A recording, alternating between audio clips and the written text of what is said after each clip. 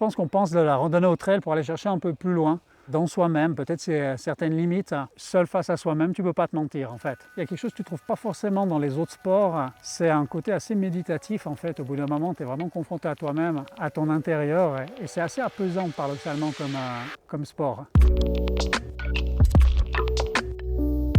Alors je m'appelle Yannick Maté, je suis enseignant, je fais du trail depuis une quinzaine d'années. Alors ici on est dans la région de Nanda-Izérable, on est dans l'alpage de Balavo, c'est un endroit génial pour faire du trail, en plus vous êtes au milieu d'arbres centenaires. Alors au départ j'ai commencé par faire de la randonnée en montagne et je me suis rendu compte que certaines parties j'avais envie de courir.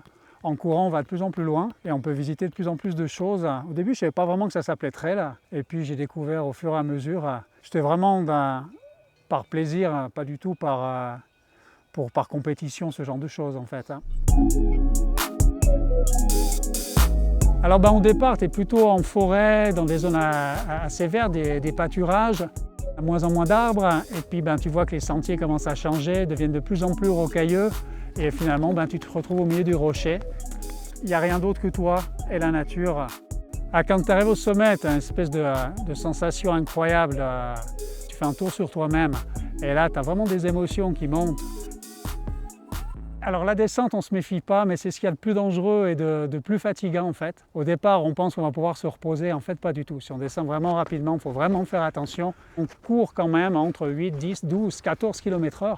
Donc tu dois toujours être attentif aux rochers, aux cailloux, aux racines. Il y a quand même une concentration permanente qui au bout d'un moment, sur plusieurs heures, atteint aussi ta fatigue.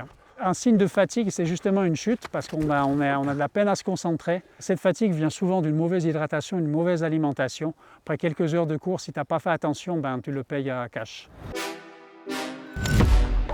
Je pense qu'à partir de 2-3 entraînements par semaine, tu peux commencer à courir un peu partout. Si tu veux commencer à avoir des résultats en compétition, là bien évidemment, alors il va falloir faire 4, 5, 6 jours par semaine de sortie.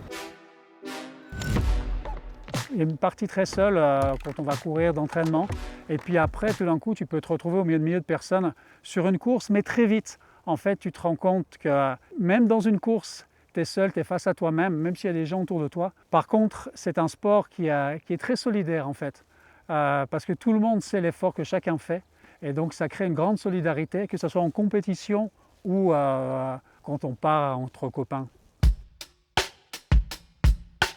Je pense qu'on pousse un peu le corps à ses limites, mais sur la longueur, à moyen terme, je pense qu'on se fait quand même du bien. C'est vraiment un moyen excellent de pouvoir découvrir de nouveaux paysages. Quelqu'un qui est intéressé par le trail, le conseil que j'ai à donner, c'est de l'alternance. On marche, on court. Quand tout d'un coup on se sent capable, on court. Puis si on ne se sent pas capable, on marche vite. Il ne faut pas s'inquiéter pour ça. Vous pouvez prendre votre voiture, faire 100 km. Je vous garantis que si vous courez 5-6 km, vous allez voir tellement de choses, vous allez y revenir.